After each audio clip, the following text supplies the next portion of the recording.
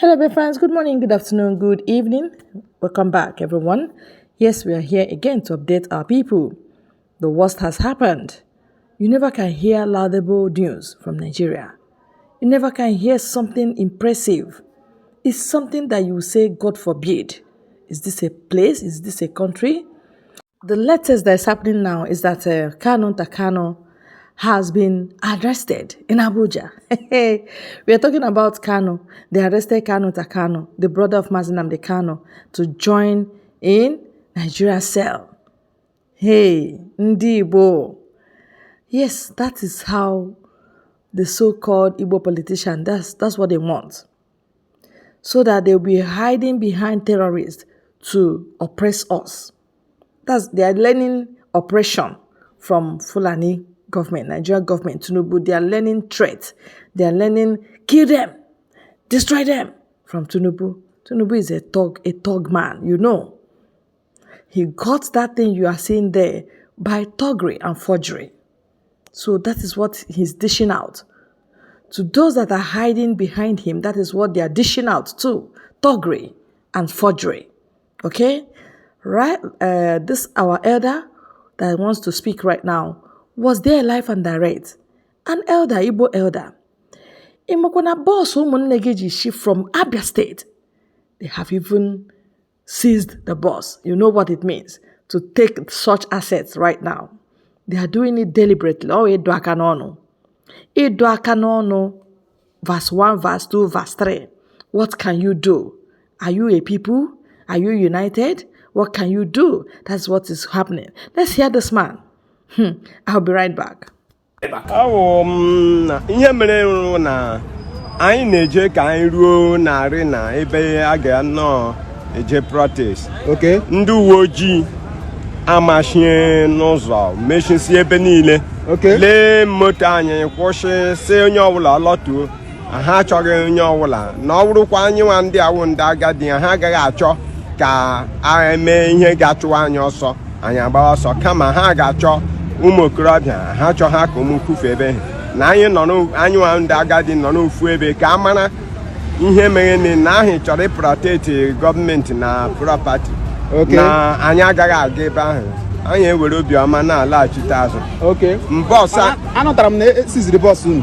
Bọọsụ anyị alọ akwa nke na-adịghị mmadụ ovu ha eje ije egbe asị ọlaghachi ihe a na-achọ isi izie mana amụna m ele anya ka bọọsụ anyị na-abịa belebe abụọ na-esi izie dị ya. Unu ji egbe? Anyị ejighị egbe jighị ihe ọwụla jidịghị osisi. So good morning to you. All right. How you doing? I'm fine. Good morning, Mr. Mike Adekunle. How you doing, sir? I'm fine. They're not protesting today.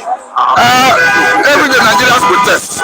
There's always reason for protest because you find out that in Nigeria things are not going the way it should go. So when it comes to talk of protest, people protest on daily basis. There's an argument about that. We're talking about the issue on ground. I want to believe that Chura is someone I respect so well. But it's somebody who has stand in the gap on so many occasions for people he don't even know. So contrary to the view of many Nigerians who are trying to bring ethnic coloration into it, I want to say Chura is a destabilized Nigerian.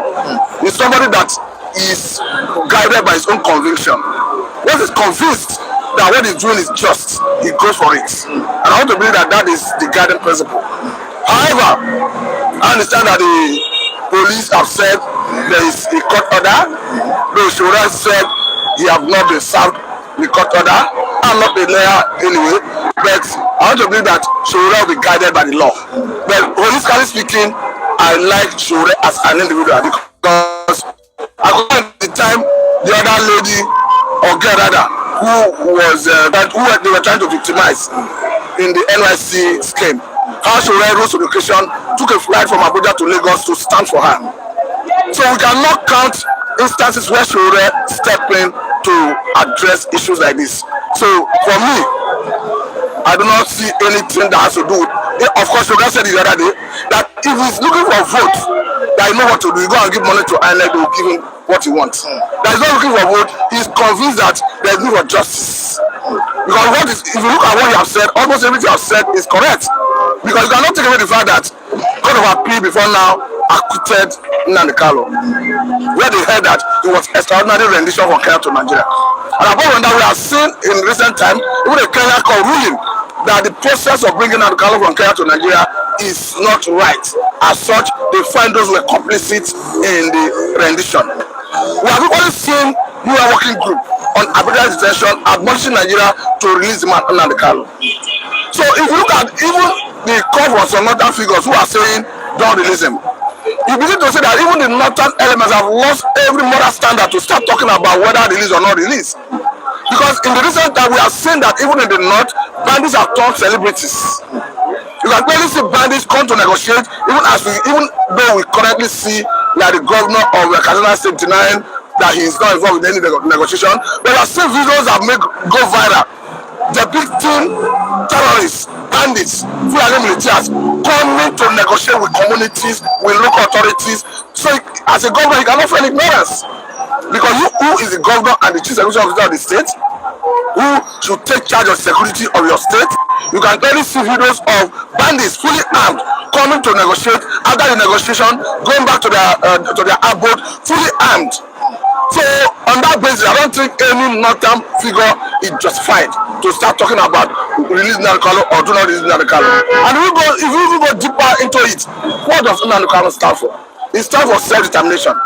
I think that best explain the reason. If you look at all the charges preferred against him, you will not find anything that has to do with self-determination.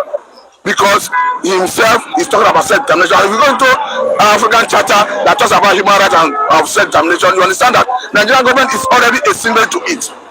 Even UN Charter Article 20 that talks about self-determination, Nigerian government is already a signal to it. So to that extent, it's already a law in Nigerian legal jurisprudence. Hence, it has been ratified here. So I think what we need to do as a people, this is like an advice to Mr. President, talking to Senator Ahmed Bola Tinubu, that let us find a political solution to this issue. Because we want to continue litigation. The whole essence of governance is for peaceful environments. And we understand that every stakeholder from that region has spoken that the rule of this plan will engender that needed peace. I'm not trying to say we are people speak in different manner. My own is not, I'm not bullying the president. I say please find a middle ground. Let us have a political solution. Because as you have it, it was Buhari and Co that adopted the Nnamdi Kanu. The government is a continuity. We don't have a Tinubu in government. And saying that he should use his good office to have a political solution to that quagmire, so that let us have peace in that region. Because as far as I'm concerned, the major problem around in this country when it comes to insecurity is the one that is coming from Fulani militias. We saw a retired military intelligence officer recently who came out clearly to explain that in his time in service, that the people they interrogated who were arrested, they discovered that most of them were already governors under Buhari's administration. Some of them were ministers. And according to him, that the ultimate intention of those who sponsor terrorism is to Islamize this country. And even encouraging the president, talking about Tinubu, because I can see some bold move recently. I saw the government trying to buy about 50 fighter jets. It's a work on development. Recently, I even saw, I think the Minister of Defense in Italy signing document to buy another 24 fighter jets. So even as we're trying to do this, I want to encourage the Mr. President to name and shame those sponsors of terrorists in the north. Because that is the ultimate. If you want to fight, that is the epicenter of it. Bombing places, arresting people will not solve it until we get to the roots. And another question I'm asking is, why is it that all the governors of the north, particularly those states that are ravaged by insecurity, like Zamfara, Katsina, Zamfara, Katsina, Bauchi, Kwara, and even Kaduna, because of Southern Kaduna, why are they not keen into this federal government initiative of Federal Guard?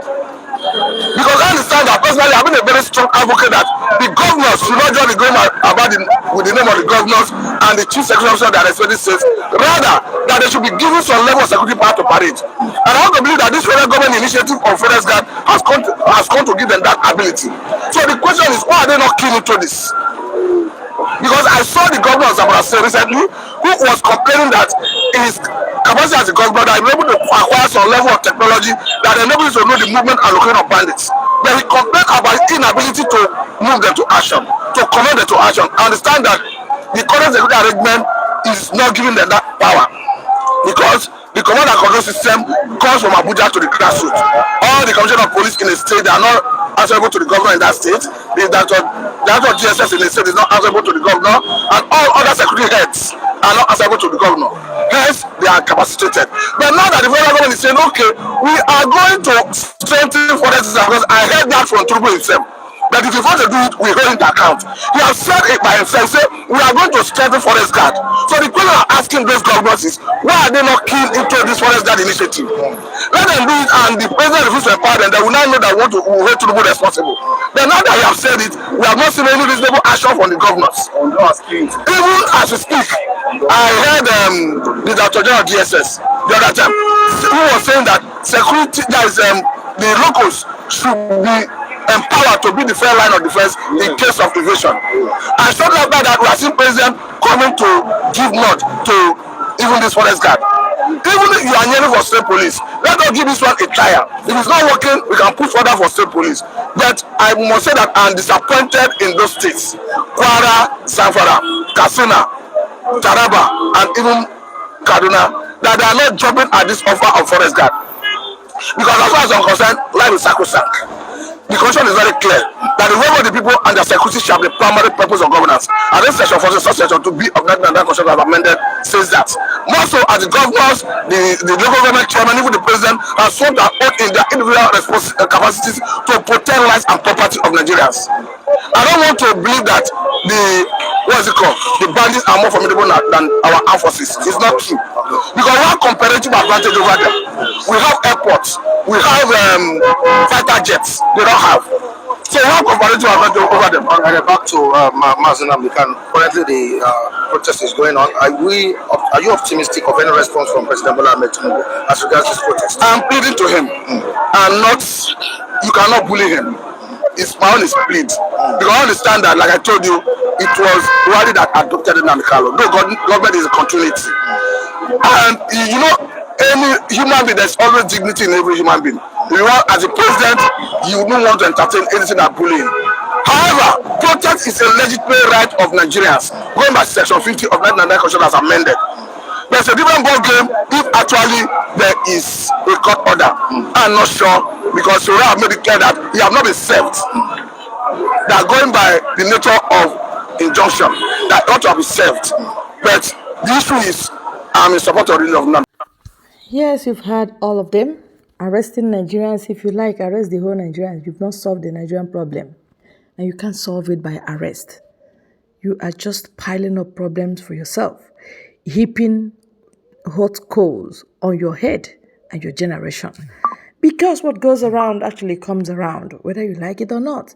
So the earlier you start throwing out good to the society, the better for you, because good will come to you. When you throw dust, you reap dust. When you throw smoke, you